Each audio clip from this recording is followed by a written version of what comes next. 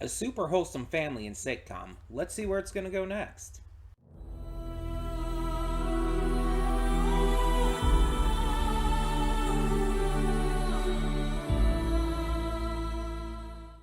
Hey everyone, welcome to Princess of Gay. I'm your host Connie, and today we are here with episode 3 of Kim's Convenience. Yeah, this has been just like super wholesome and cute so far. It's like Mr. Kim has some misunderstandings, Oma has some misunderstandings, but it's definitely filled with good intent and wholesomeness. It's like no one's trying to be like mean or bad. Like when Mr. Kim was selling his daughter's paintings, it's like he's trying to, make a profit. He does run a convenience store. But on top of that, it's like he didn't entirely understand why her photos were getting more attention than his, cuz like his perception of photography is very simple. It's like beautiful tree, nice and centered. And it's like photography, like if you're actually doing like professional photography, needs to be more than that. I briefly talked about it last time, but you don't want the subject of your photo to actually be entirely centered unless there's some like kind of wacky stuff going on in like the sides and the background and all, because it's not as photogenic as you think. Like, other people could better explain it than me, but you actually want to be off center to a point to frame it in a kind of unique edge with different angles and whatnot. It it's more eye catching that way. Again, I had taken photography class in school, and I just tend to enjoy photography. Plus, I played. Yeah, I played a little bit of Life is Strange, but I've seen it all played. Um, and the point is, it's like they talk a good amount about photography in that, and they do talk about legitimate things with it. Which they'll probably do more of in the new one that's coming out this year. But yeah, I'm excited to see more of this because, like I said, even with the misunderstandings and all, it's still very wholesome, very cute. The characters are super likable. It just has really good acting. It's funny. It's just a good all around sitcom. And I like that the episodes aren't like overly long like a lot of shows nowadays. I like that they are just, classic half an hour episodes, or 22 minutes. I just think for a show like this, a sitcom especially, it's like you want that. You don't want a sitcom to be an hour long in terms of its episodes. It's it's not going to hold the attention as well. Sitcoms are supposed to be these quick spurts of situational comedy, of this family or family and friends, this system of people, you know, being doofuses a lot of the time with each other. And it can be done in very different ways, obviously. You have the likes of Family Matters, you have Home Improvement, you have Fresh Prince, you have this. But it's like the way this feels very classic in terms of sitcoms, while also including modern sensibilities and whatnot, which is great. That classic sitcom feel is what you should be aiming for. Trying to change the formula too much just doesn't work for sitcoms. For other shows, yeah. For other genres, of course. But for sitcoms, you really want to keep that formula. And having modern sensibilities and themes and everything thrown in helps it appeal to a more modern audience. So it's kind of the best of both worlds. But, I mean, I'm only a couple episodes in, to be fair. That could change. And I'm fully open to things changing. Because change isn't inherently bad, it just depends on how it's done. And we'll see. We'll see. But I think we're going to just get into this episode and see what it has in store for us. Before we do, however, I do want to remind you that we have a lot of great content to check out on the channel. Between Monday and Friday, we have a plethora of awesome series reactions, and on Monday, we have YouTube, or at least YouTube-adjacent reactions. Shorts, specials, miniseries that just don't have a lot of episodes, or hell, YouTube videos. Big surprise there. Yeah, it's just anything that doesn't quite fit into a normal series or movie reaction goes into that slot. And speaking of movie reactions, we have those every Saturday and Sunday.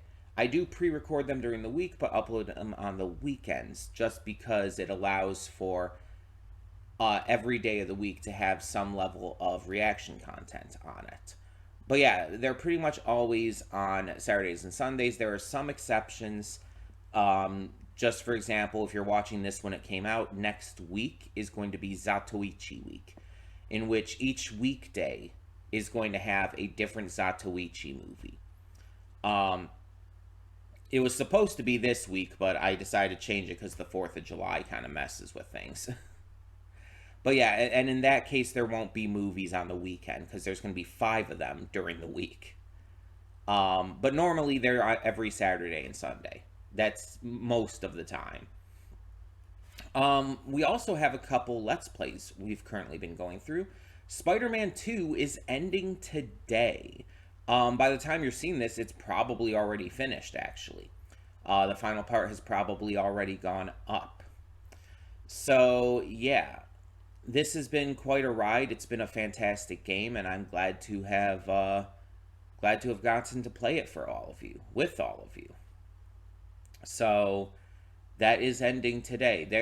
The replacement game is announced in the final part of that Let's Play. And there will be a separate video uploaded as well that will talk about it in case you just didn't watch the Let's Play. Especially if you didn't watch it or aren't caught up with it and don't want spoilers for the last part. Which, fair. But we are also going to be starting Poppy Playtime this week. This Saturday, we're going to be kicking that off. And this is a donation reward Let's Play for Venom. If you want to know how to donate for a future PS5 Let's Play, go to the channel search, and all in one search, type in June Double Reward Month PS5. It should take you to the correct video that will let you know everything you need to regarding how to donate for a future PS5 Let's Play. So, all of that being said, let's get on with the reaction today with Kim's Convenience Episode 3. So, when the screen fades to black, pause this redirect and go to the description below. Follow the link to the reaction because, yes, we do redirect all reactions on this channel. I understand. I get it. You don't want to have to click all these extra links just to see the reaction.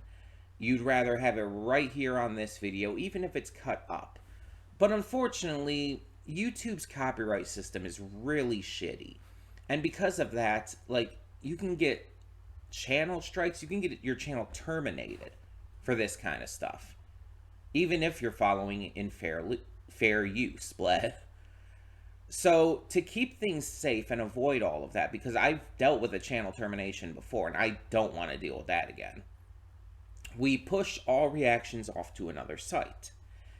And you may be wondering, okay, so what do I get out of having to click extra links to do this? Well, for one, it's only one extra link. Just one per video. You just go down in the description below, click it, takes you right to the thing. No extra work. And speaking of no extra work, the big upside to this is that because of this, I give you the full unedited reactions completely free. That's right. No paywall, no Patreon subscription, and you don't even have to sync up your own copy. You just go to the link and it's all right there. The reaction is all in one video. You don't have to sync anything up. I think that's pretty awesome because not a lot of reaction channels can do that. For a lot of valid reasons, a lot coming down to money or copyright issues or yada yada yada. But not a lot of reaction channels are able to do this, and so because of that, I do pride myself a bit on being able to give you all this, to give you the full unedited reactions, completely free, no syncing up your own copy, all of that jazz. It's something that I really like that I can give you, and I hope you really enjoy the reactions in their entirety. Now, that being said, after you watch the reaction, you should come back here to the redirect and resume play. Because after it fades to black and then fades back in, everything from that point forward will be my afterthoughts and will not only contain spoilers to the episode, but my general thoughts on it, general thoughts on how it connects to other episodes and everything, and maybe even some stuff related to the channel and whatnot. You never know.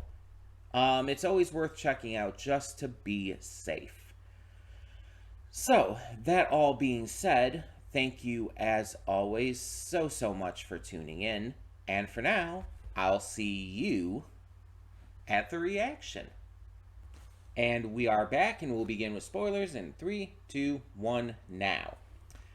So the thing is, it's very clear, and just kind of blatantly said to us, Kimchi wasn't even mad about the Dongji or whatever it's called.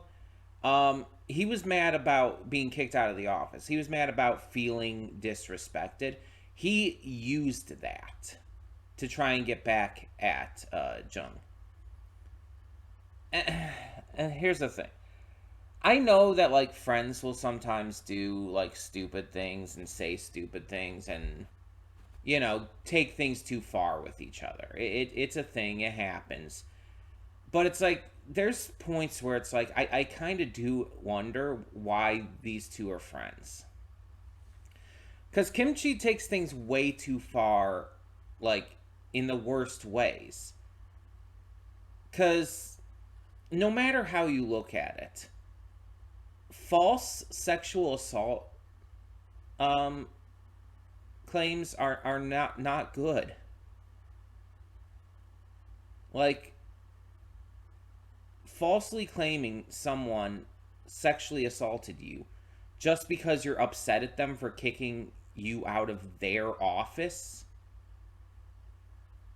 is not a good thing to do. It's really fucked up. I mean, falsely claiming sexual assault is just, in general, really, really fucked up. And so it's like, doing stuff like that, it kind of makes me, like, not really like Kimchi that much. Like, yeah, they made up and everything, but at the same time, it's like, he still did that. And he had no problem with it when it happened. Because, as was said, it is just this little game, this little thing that they do. It's like you said, like a wedgie or something like that. It's dumb, childish shit. And yeah, I acknowledge, he should not have done that at work. You don't do shit like that in a professional environment. That's wrong for a number of reasons. But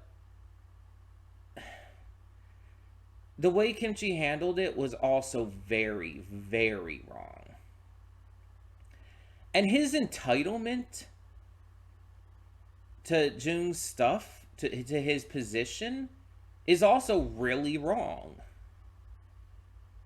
Like, yeah, they're best friends and everything. It's like, we understand that there's a lot going on there, but you don't, like, have an entitlement to your friend's position when he gets, promoted. Just because he gets a higher position doesn't mean you did as well. You should be, rooting for him and siding with him and cheering for him when he gets these promotions, not trying to mooch off of him. It's not your office, too. It's just his. Just because you're his friend doesn't mean you get what he gets. Like, yeah, maybe in the apartment and stuff, sure. Whatever. But at work, no. In a professional environment, no.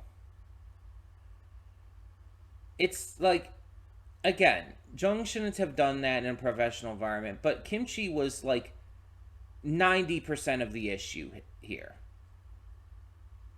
90% of the problem in this episode, in that storyline, was him, not Jung. Jung honestly did very little wrong in this episode. And the wrong that he did do was mostly just a misunderstanding and him being, a little childish. Um, then we had the photography stuff, which continues over from previous episodes and stuff. I like that photography is just a continued thing because of, the schooling and everything, and that's what they're going to school for. So I like how in this one, though, we catch up with the friend and everything. Um, and there's the misunderstandings with the previous naked photos he had taken. And now he's taken a really nice photo of Ama, and Mr. Kim wants one as well. And the only problem is he's trying way too hard to pose for it, and it's like it comes across as really uncomfortably unnatural. And Gerald, I think his name is, he was giving good advice. It's like, try to be natural, try to let's get you in an action shot, but Mr. Kim's posing the entire time and making this ridiculous face, and it's like that's not what that means. And then they try to like do this candid thing. It's like, oh, take a sneak photo of me when I'm not expecting it. It's like, but he's posing constantly. It's like, that's not what a candid photo is. Candid photography is, it's not sneak photography for one, but it's taking a photo of someone when they're not expecting it. Taking a photo of someone when they don't know it's about to happen. It's candid. It's sudden and unexpected, but it's a real, natural shot. And there's some candid photos that can be amazing.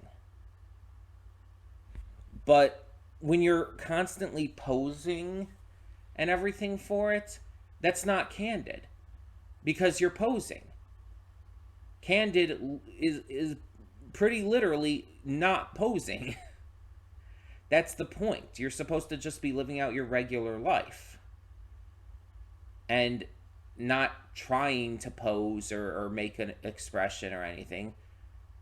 But you're caught in a moment of genuine honesty.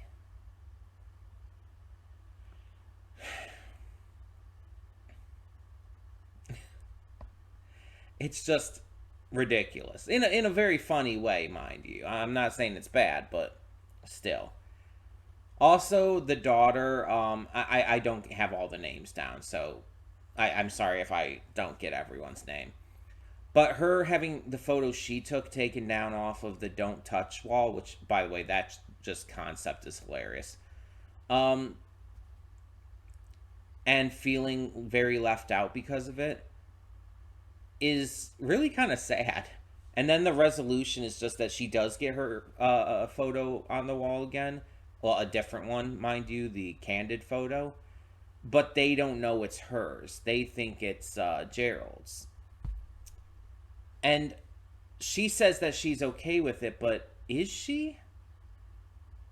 Like, that doesn't seem good. Is that just me? Like, I feel like she's just holding a lot back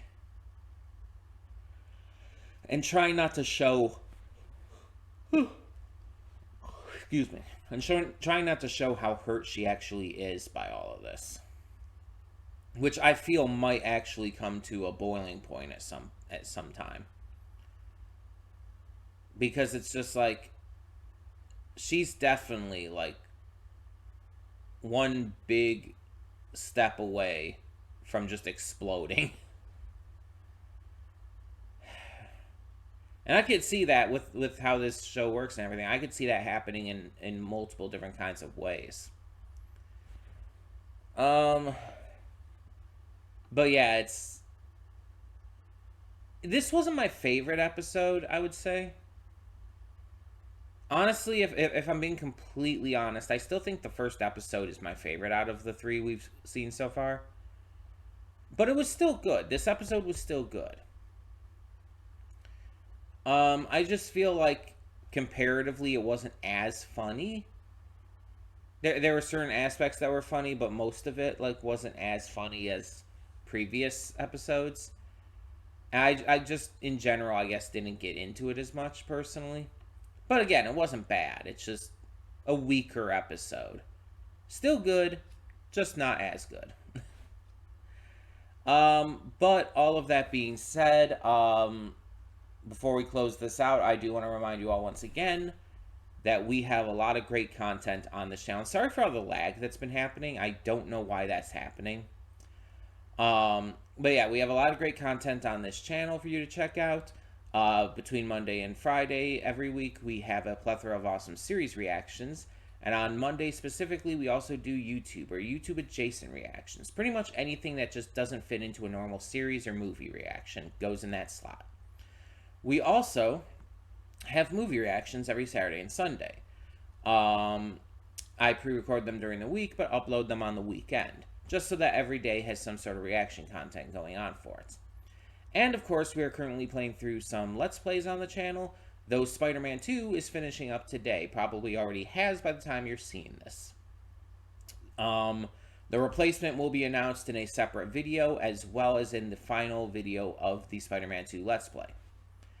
We are also going to be starting Poppy Playtime this week. That is our Saturday series, and it is a donation reward Let's Play for Venom. If you want to know how to donate for a future PS5 Let's Play, go to the channel search, and all-in-one search, type in June Double Reward Month PS5. It should take you to the correct video that'll tell you everything you need to know regarding how to donate for a future PS5 Let's Play. But, all of that being said, thank you as always so much for tuning in. And for now, I'll see... No, wrong sign off. Wrong sign off. For now, I'm Connie, and I'm signing off. See y'all next time.